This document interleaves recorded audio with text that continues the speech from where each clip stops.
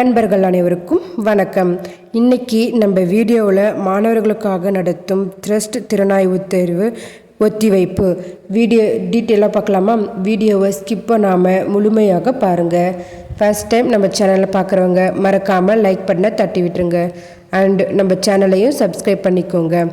அப்போ தான் நான் போடுற வீடியோ உடனுக்குடன் உங்களுக்கு நோட்டிஃபிகேஷனாக வரும். வாங்க வீடியோக்குள்ளே போகலாம்.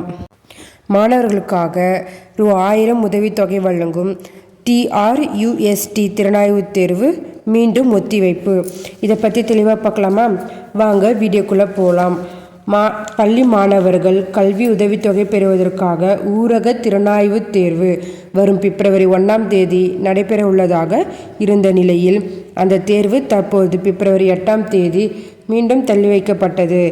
இந்த திறனாய்வு தேர்வில் தேர்வு பெறும் மாணவர்களுக்கு ஆண்டுதோறும் ரூ. 1000 வழங்கப்படும்.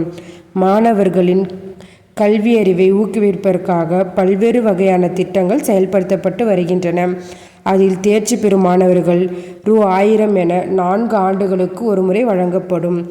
தமிழகத்தில் கிராமப்புற மாணவர்களை ஊக்குவிப்பதற்காக ஊரக திறனாய்வு தேர்வு திட்டத்தின் கீழ் இந்த கல்வி உதவித்தொகை வழங்கப்பட்டு வருகிறது. ஆனால் இந்த தேர்வு நகரத்தில் வசிக்கும் மாணவர்களுக்கு வாய்ப்பு இல்லை என்று தகவல்கள் வெளியாகியிருக்கு. பள்ளிகளில் 9ஆம் வகுப்பு பயிலும் மாணவர்கள் இந்த திறனாய்வு தேர்வை எழுத தகுதி உள்ளவர்கள் தகவல் வெளியாகியிருக்கு.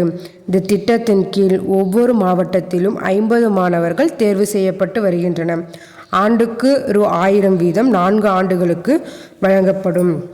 நடப்பு ஆண்டுகளுக்கான ஊரக திறனாய்வு தேர்வு கடந்த டிசம்பர் 14 நடைபெற என அறிவிக்கப்பட்டிருந்த நிலையில் இந்த தேர்வு எழுத 1,00,000க்கும் மேற்பட்ட மாணவர்கள் விண்ணப்பித்தனர்.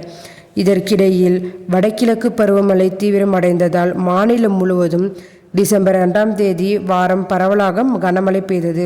இந்த தேர்வு பிப்ரவரி 1 தள்ளி வைக்கப்பட்டிருந்த நிலையில் இது குறித்து துறையின் இயக்குனர் N. லதா வெளியிட்ட அறிவிப்பில் தமிழகத்தில் சாரணர் இயக்குனரின் வைரவிழா திருச்சி ஜனவரி 28 to பிப்ரவரி 3 வரை நடைபெற உள்ளதாகவும் தகவல்கள் வெளியாகி இதில் மாணவர்கள் கலந்து கொள்ள உள்ளதையொட்டி பிப்ரவரி 1 நடைபெற்ற இந்த தேர்வை தள்ளி வைக்கப்படுகிறது. இந்த தேர்வு பிப்ரவரி 8 நடத்தப்படவும் உள்ளது.